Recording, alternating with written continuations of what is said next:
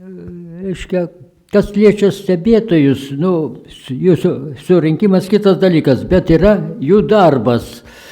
Reiškia, reikalauti, kad būtų video kameros, kada rinkėjas ateina į rinkimo apylinkę ir kažkoks konservas tikrina, ar jis atitinka, kaip sakant, tą rinkimą. Stebėtojai turi per video kameras taip pat matyti, ar tai yra viskas teisinga. Kitas dalykas, kada skaičiuojami balsai, turi būti video kameros dar papildomai, kad vėl stebėtojai galėtų labai ryškiai matyti, kaip jie ten skaičiuoja.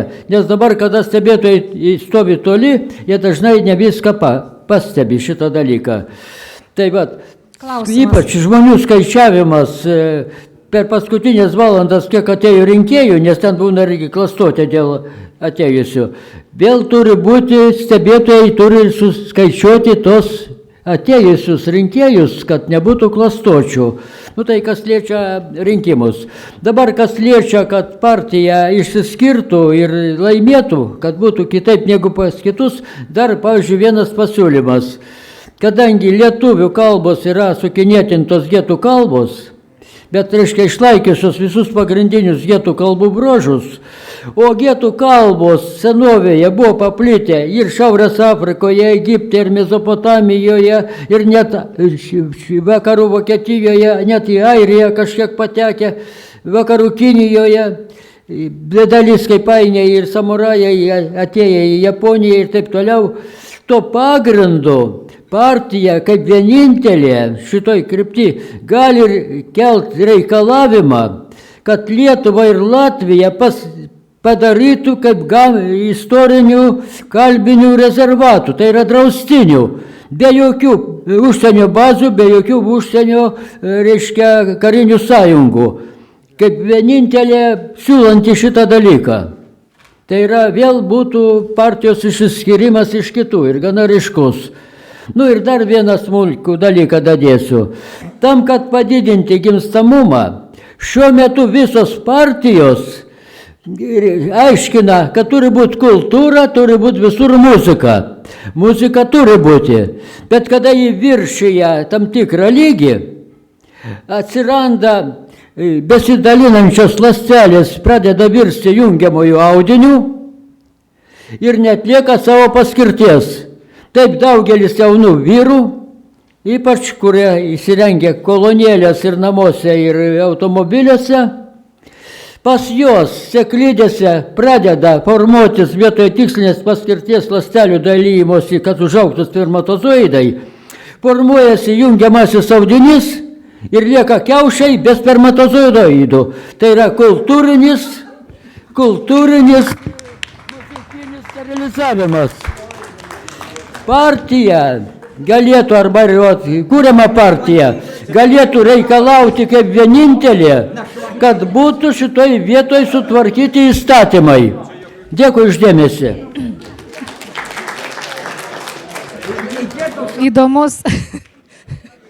Įdomus mokslinis priėjimas prie vyriškų kiaušinių su įstatymu. Įdomu. Net nežinau, kaip replikuoti. Prašau, klausimas. Taip, tai aš dar papildysiu šiek tiek nuomonę, kaip opozicijai laimėti rinkimus.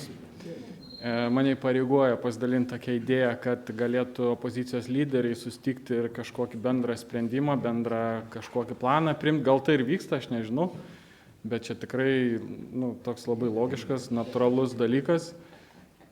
Ir dar aš galvoju, kad reiktų labai vertinti tai, kad šiai dienai žmonės neturi laiko tokio, kad kaip neturi laiko. Kiekvienas paskiria tą laiką pagal save, pagal prioritetus, bet yra daug labai veiklų, kuom užsiema žmonės ir labai mažai skiria laiko pasidomėjimui apie politiką, apie partijų planus, taip toliau. Tai jeigu taip pažiūrėti, kiek yra politiškai aktyvių žmonių Lietuvoje, tai galbūt bus kokie 5 procentai, kurie tikrai domisi, gilinasi. Tai reikia suprasti, kad iš tų 5 procentų dar turi opozicijai būti kažkiek, tai čia yra tik tai kvietimas koncentruotis, burtis, ryškintis, iš 100 idėjų priimti tik tai vieną, kuri tikrai gera ir vertinga ir reali ir taip toliau. Tai ir dar toksai šalies, šiaip papildymas. Yra toks kaip dėsnis psichologijai, pavyzdžiui, spec tarnybos turi tokį. Minioje žmonių užtenka 3%, kurie yra organizuoti, kad jie valdytų minę. Jeigu jie turi kažkokią struktūrą, mokymą, tikslą, aišku, jie gali valdyti minę. Tai ką aš noriu pasakyti, kad nebūtina turėti daug žmonių, bet reikia labai aišku planą turėti ir labai aišku organizuotumą. Tai tiek. Ačiū. Labai smagu girdėti, kad perėjome prie pasiūlymų ir aš tikiuosi, kad apskritasis stalas konspektuoja šios pasiūlymus, nes tai yra, iš tiesų vertingi pasiūlymai. Taip, viskas taip. Tai dar, aš matau, kad yra klausimų, bet dar aš noriu pristatyti, jeigu kelias minutės turiu, kad ryte, iki jums atvykstant, čia susirinko apskritojo stalo dalyviai, kurie pasisiūlė spręsti bendrai kartu nuo visų judėjimų, politinių partijų, tų, kurios jau veikia, kurios turi ką parodyti, pasigirti, spręsti Seimo rinkimų ir šiaip rinkimų dėl opozicijos perversmo, teisinio perversmo Lietuvoje klausimus. Tai noriu šiandieną trumpai pristatyti žmonės, kurie čia šiandien atvyko, kurie buvo užsirašę į apskritąjį stalą. Tai Tautvaldas Triška. Jį matome, kai iš čia prabėga kaip operatorius. Tomas Ardijauskas. Tautininkai, turbūt taip reikėtų sakyti. Tautininkai. Egidijus Dvarionas, Klaipėda. Rima Biliūtė, Lietuvos šeimų sąjūdis. Gediminas Ustinavičius. Jisai nuotoliniu būdu jungiasi šiandieną. Sandra Ališauskienė. Gausit pylos. Edvardas Kreškas. Donatas Šulcas. Yra. Žilvinas Razminas. Edvardas Kuvikas. Pranciškus Valickas. Alvydas Vaitkevičius. Vida Stankūnienė. Tauras Jakilaitis. Ir aš Nendrė Černiauskienė. Tai Zigmas Vaišvila nedalyvavo. Tai apskritasis stalas šiandieną susirinko, prieš tai susirinkęs jau keletą kartų nuotoliniu būdu, kad priimtų keletą sprendimų. Apie juos aš norėčiau ir pagarsinti. Kodėl reikalingas buvo apskritasis stalas? Tam, kad įsuktumėm bendrus darbus ir bendrus sprendimus. Iš tiesų visa pozicija nori laimėti. Mūsų užduotis apnuoginti didžiasias problemas, nėra finansavimo, numeris 1, nėra veikiančių žmonių, numeris 2, nėra viešinimo kanalo, numeris 3, nėra tų žmonių minioje, kaip čia minėjo, taip, kurie užvestų, pritrauktų komandos narius. Nėra strateginio plano, numeris 5, veiksmų bendro plano, numeris 6 ir tokių susitikimų. Tai apskritasis stalas šiandieną priėmė sprendimą dėl vieno bendro veiksmo ir labai norėčiau, kad jūs parneštume tą žinutę, kad priimtas sprendimas kurti stebėtojų gildiją. Jūs žinote apie baltasias pirštinės, kurios buvo remiamos ten Maksimos, kitų didžiųjų įmonių ir kurios gražiai startavo, bet liūdnai pabaigė. Jų pasirodymas rinkimuose užtrunka kiekvienoje apygardoje nuo 5 iki 15 minučių. Taip stebėjimas nevyksta. Jie susirenka nedidelį finansavimą, atlieka visuomeninę pareigą, bet tai yra tik tai, kad jie yra. O stebėtojų gildijos užduotis surinkti 6,000 veiksmingų žmonių, surinkti mokymų grupę, mokytojų grupę, kuriems aš nemokamai atiduosiu savo žinias surinktas, kur mes nemokamai dalinsimės tarpusavėje iš patirties, kiek mes dirbom stebėtojais, kaip išmokom būti atsparus psichologiškai, teisiškai ir kokių mums reikia užduočių ir kokių įrankių mums reikia, sukurti teisininkų korpusą, kuriam būtų galima paskambinti ištikus situacijai rinkimų metu, kad reikia skundą rašyti, sukurti, idealiuoju atveju sukurti kompiuterizuotą sistemą, turėti alternatyvę balsavimo sistemą, kuomet kaip stiuardesės su žmonių skaičiavimo mechanizmu mes suskaičiuojame ir įvedame į sistemą duomenis ir pateikiame anksčiau negu kad kai VRK kompiuteriai užlūžta. Kad mūsų stebėtojai žinotų, kad reikia likti iki pabaigos ir iki ryto, kol yra užprotokoluojamas dokumentas, jį nufotografuotų ir atsiųstų bendrai į vieną sistemą. Tik tai šitas būdas, tik tai šitas mechanizmas, tai yra 6000 žmonių klausimas, kad jie nenusistekentų, nepavargtų, išėję į tualetą, galėtų būti pakeičiami, nes juos reikia dar ir deleguoti nuo partijų, ne taip paprasta, juos reikia iškaišioti jų pavardės per partijas, kurios gali stebėtojus deleguoti. Tai yra didelis darbas. Ir šie prezidento rinkimai yra galimybė pabandyti save, pabandyti savo žmonės, surinkti patirtį, nes prezidento rinkimuose, taip galima spėti, mes žinome jau, kas laimės, ne? Bet pasitreniruoti tai tikrai jau galima. Ir toliau eiti rinkimus, į sekančius rinkimus, tai yra Seimo rinkimai. Mūsų tikslas yra, kad Seimo rinkimai būtų stebimi 6000 stebėtojų korpusų, kad būtų sukurtas mechanizmas, sistema, internetinė sistema alternatyvaus skaičiavimo. Tai su šia žinute norėčiau, kad jūs parvažiuotumėte, darbas tik prasideda, asociacija bus kuriama, įstatai kuriami, rengiami, todėl šiuos žmonės pamatę salėje, paimkite jų kontaktus, teikite jam pasiūlymus per juos, kad jie būtų jūsų koordinatoriai ir kad susirinkęs kitą kartą, o kitą kartą mes renkamės, primenu, kovo 23 dieną, jau turėtumėme šiokį tokį postumį rezultatą. Pas mus yra 40 žmonių. Pas mus yra 40 žmonių. Aš norėčiau, kad pas mus dvigubai daugiau būtų kitą kartą. Replika. Taip. Čia sako, susipažinkim. Nu tai jūs paskirstykit po rajonus tos žmonės, kad ir iš karto, kad neklausinėti visos iš eilės, ar čia iš Klaipėdos rajonų mes esam, ar iš Klaipėdos miesto. Nors... Jo, tam skirtos pertraukos ir dar po šito renginio mes baigsime apie 5 valandą, mes galim čia likti ir pasiskirstyti, ir pakalbėti, ir pasikeisti kontaktais. Tai tikrai nėra taip, kad visi 5 valandą turite išvykti. Ne. Aš turiu prie kiekvieno kabinėtis iš kur? Privalome kabinėtis. Privalome kabinėtis. Taip. Tai, žodžiu, aš Laima iš Vilniaus ir kaip tik noriu labai stipriai paakcentuoti būtent stebėtojų dalyką, stebėjimą. Nes aš užsiregistravau savarankiškai stebėti savivaldybių rinkimus Vilniuje. Be jokios partijos. Tiesiog gavau leidimą ir savo apylinkiai stebėjau. Žinokit, darbas milžiniškas ir psichologiškai reikia pasiruošti. Turiu daug patirties ir sakau, ir tikrai noriu dalyvauti. Tai labai norėčiau, kad prieitumėt po renginio ir mes turėtumėm kontaktus. Ačiū labai.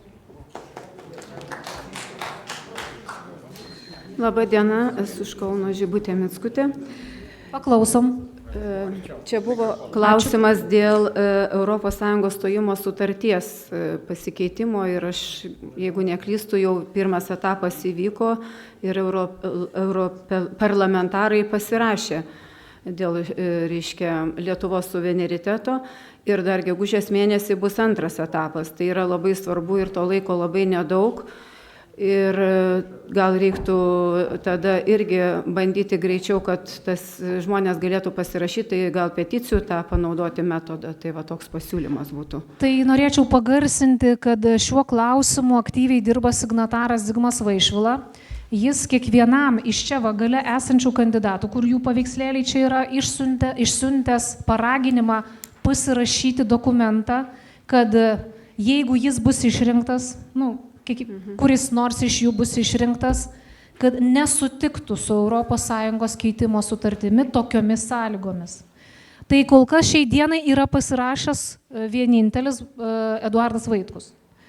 Kodėl kiti nėra pasirašę? Jūs turėtumėte, jeigu dirbate su jais, užduoti jiems klausimą, kodėl nesate davę pažado rašytiniu būdu, viešai paskelbdami, taigi ne Zigmui pasirašo, tautai pasirašo, ne signatarui pasirašo, tautai pasirašo, pažadas tautai. Tai paraginkite, jeigu dirbate jų komandose, kad toks dokumentas yra ir jisai jau yra sukurtas, įsipareigojimas prezidento. Kol kas tai yra vienintelis būdas, tai yra vienintelis žingsnis, jis vienintelis galės stabdyti. Priklausys nuo to, kas bus išrinktas. Gal tikrai tos peticijos dar padėtų irgi, kaip sakyti, vis tiek. Jeigu susikurtų tokia komanda, mes dalinamės visais įmanomais tekstais, prašom kreiptis, tikrai padovanosime tekstą peticijai, peticijos LT. Praktinis pasiūlymas, tarkim, dabar, kad kontaktus vieni kitų ieškoti, yra sudėtinga.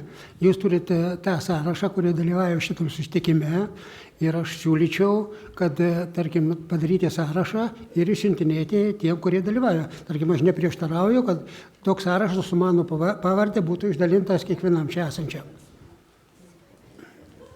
Tai labai geras laikas priminti apie tai, kad Seimas jau gegužės 12 dieną referendume siūlys balsuoti už 12 straipsnio Konstitucijos redakciją. Tačiau siūloma atsisakyti esminės nuostatos, išskyrus įstatymo numatytus atskirus atvejus, niekas negali būti kartu Lietuvos Respublikos ir kitos Respublikos pilietis. Tai iš tiesų eina kalba ne apie dvigubos pilietybės referendumą jau čia pat gegužės mėnesį, bet apie daugybinės pilietybės referendumą, ir kuriame gali atsirasti nuostata, kad yra geresni lietuviai ir blogesni lietuviai, nes geresni gyvena vakaruose, o blogesni gyvena rytų šalyse. Tai labai artimas darbas, ką mes turime kaip opozicija visi kartu nuveikti, tai yra aktyviai imtis veiksmų, kad referendumas, kuris jau tuoj netrukus gegužės mėnesį, neįvyktų taip, kad čia gyvenantis užsieniečiai pataptų mūsų šalies piliečiais ir gyventojais ir mūsų klausimų sprendėjais. Kaip atsitiko žemėse, į kurias buvo pakviesti svečiais, to žemės buvo nukariautos, o šeimininkai buvo išvaryti. Tai aš noriu pasisakyti. Taip, visi šitie pavyzdžiai tinka. Galima?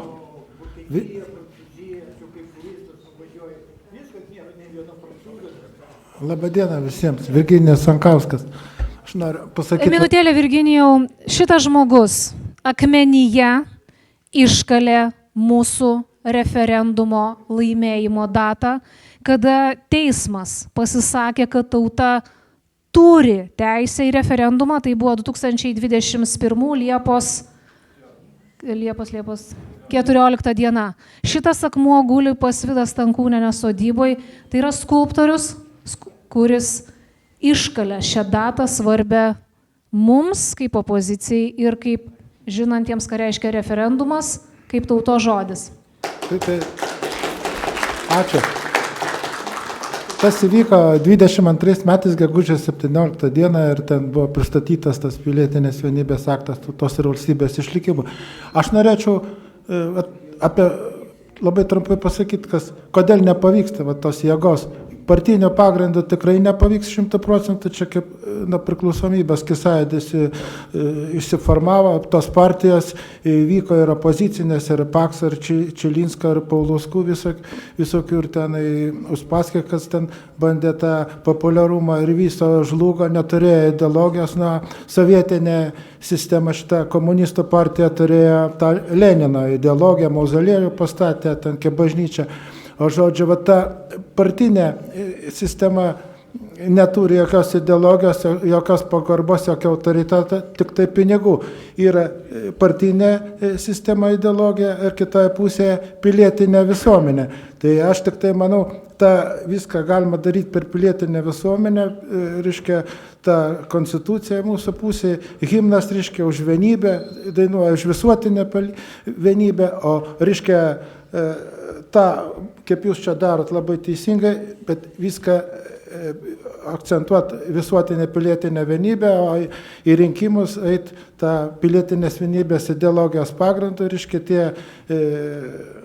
tos partijos, kurie atstovauja tai pilietinė vienybės ideologija ir rinkimuose ir, žodžiu, bus priešprieša. Yra opozicija, reiškia, pilietinė visuomenė ir tie piniguočiai, partinė sistema, kurie gauna ten ir LRT, ten didžiulis pinigus, milijonus, turi visuomenė vyrų tą dvasinę energiją, reiškia, dvasinė vienybė, reiškia, sako, kokia vienybė, kaip tai, jie nesuvokia, kad tas egzistuoja ir ten bažnyčia statė, kokius milijardus aukso kišo, kad žmonės tą turėtų tą dvasinę energiją būti suformuota. Tai dabar yra draudžiama apie tai kalbėti ir, žodžiu, jie turi viską, jie turi televiziją, tą formuoja savo nuomonę, tie politologai tarnauja tą partinį sistemą, o pilietinė visuomenė, kur ten virš 2 milijonų, mes nieko neturime, atimta valstybė, va tas ir yra.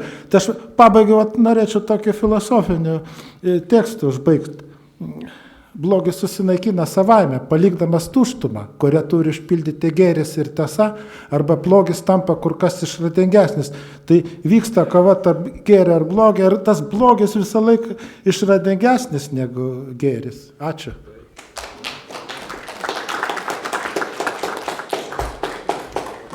Vienas iš rašytojų yra pasakęs, kad blogi žmonės turi savybę sueiti vieną krūvą, geriems žmonėms reikėtų padaryti tą patį.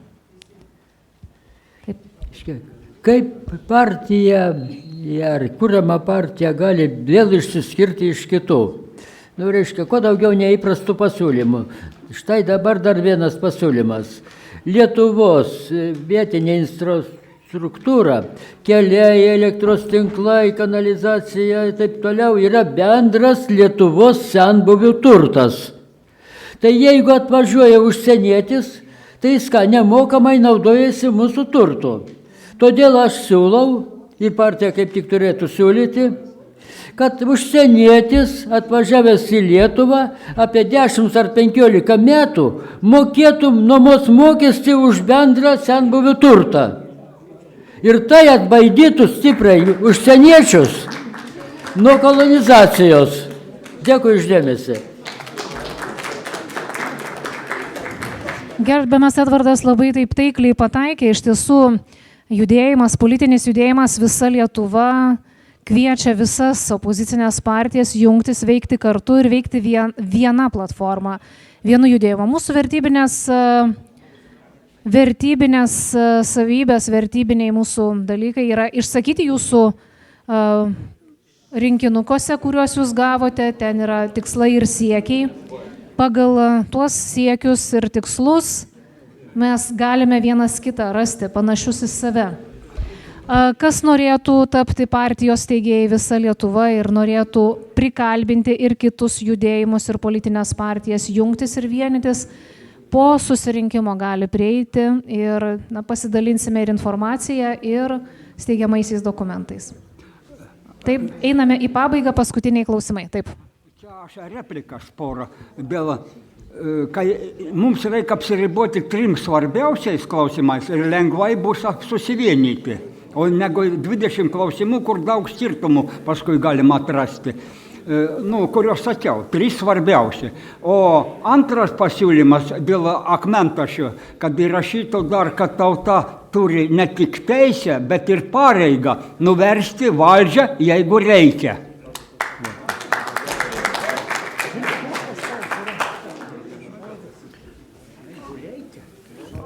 Negalima nepritarti. Aš labai trumpai. Mikrofonas reikalingas.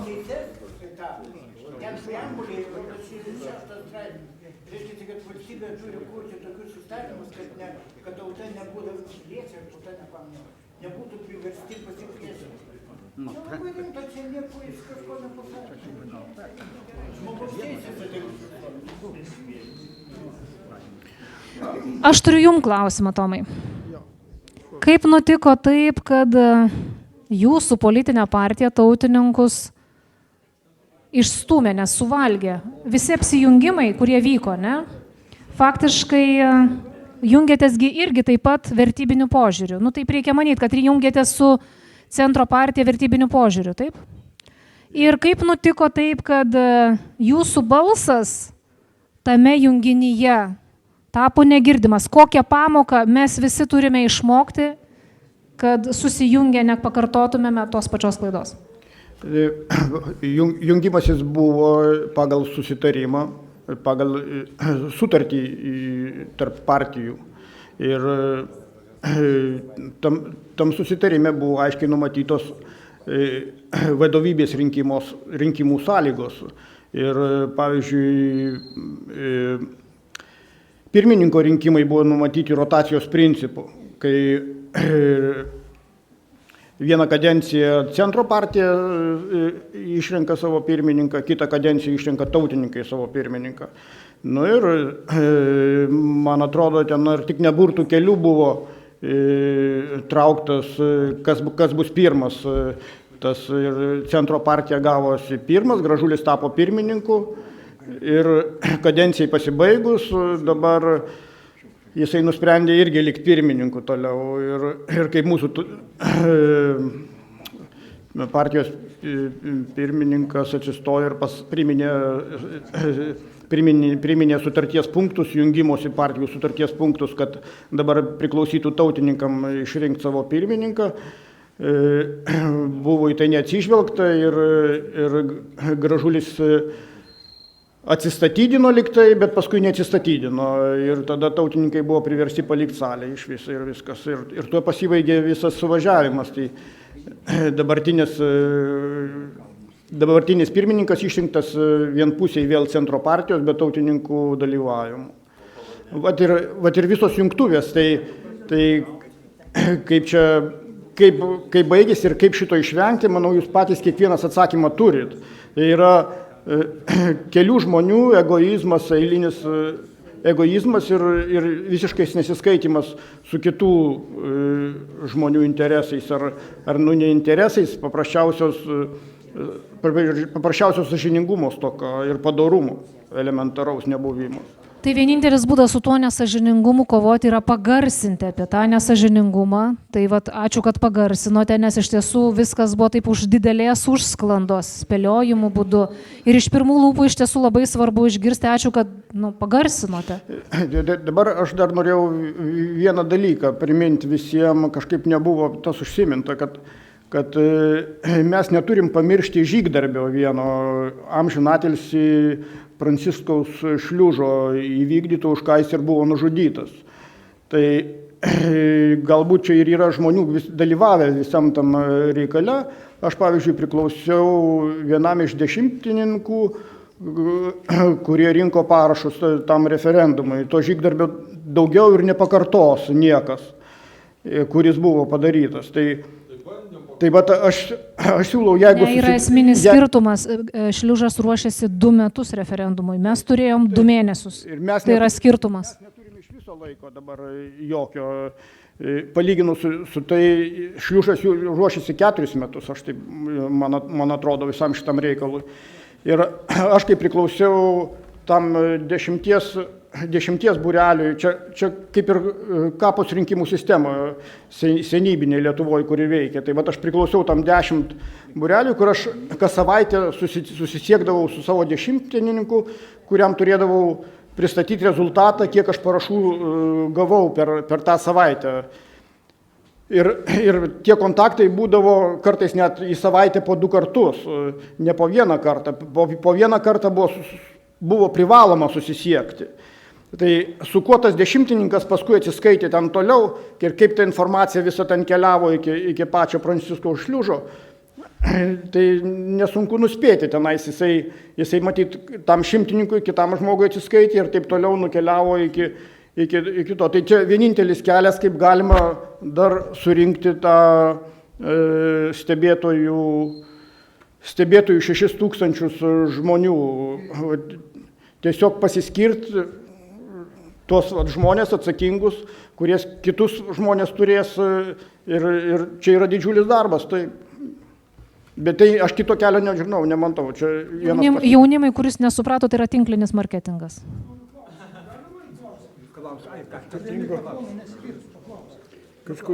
Kažkur pamečiau.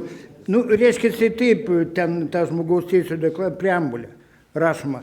Reiškia, žmogus turi įstatymo galę ginti, kad jis nebūtų priverstas sukilti prieš tironiją ir prievartą.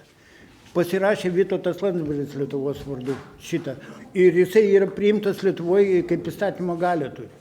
Aiškiai pasakai, kad valdžią galima versti. Juodam baltą prašytą. Juodam baltą. Ne, aš lygiai tiek tikiuosi, kad nedai. Taip pat, kol baigėsi jau Ukrainoje.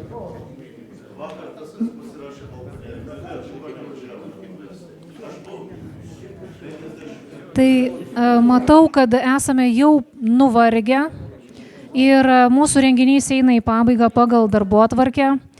Tai aš matau, kad mes vis tik tai turim keletą sprendimų, tai yra apskritasis stalas priėmė sprendimą kurti stebėtojų gildiją. Mums domėn dabar iškilo pakankamai svarbus klausimas susijęs su dvigubos pilietybės klausimu. Reikėtų, kad kažkas, grupė susidarytų žmonių, pradėtų imtis veiksmų. Nes sunku pasakyti, netgi šį klausimą domėn, jeigu tu atkreipė dėmesį, signataras Zigmas Vaišvila iškėlė. Yra spaudos konferencijos, signatarų spaudos konferencijos, kurias reikėtų užsiprenumeruoti, nes Seimo spaudos konferencijos buvo jam uždarytos, tada, kada jisai pasiekė matomumą daugiau kaip 75 000, tai yra 3 kartus daugiau negu Gabrielius Landsbergis iš Seimo posėdžių salės.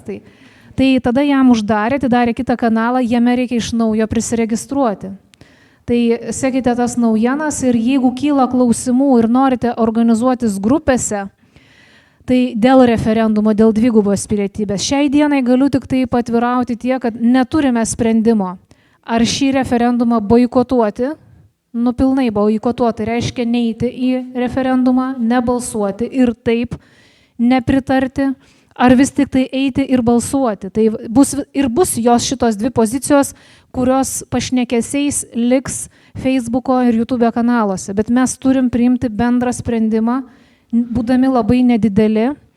14 opozicinių partijų mažiausiai turi po 2000. Padauginkim, tai jau gali atsirasti kritinė riba, iš kurių mes vis tik tai 16 000 galime, apie 16 000 įdarbinti Facebooko puslapiuose, įdarbinti aš vadinu, tai yra skiriant laiko vakare, persiunčiant žinutę nuo sofos atsisėdus, poziciją, bendrą poziciją.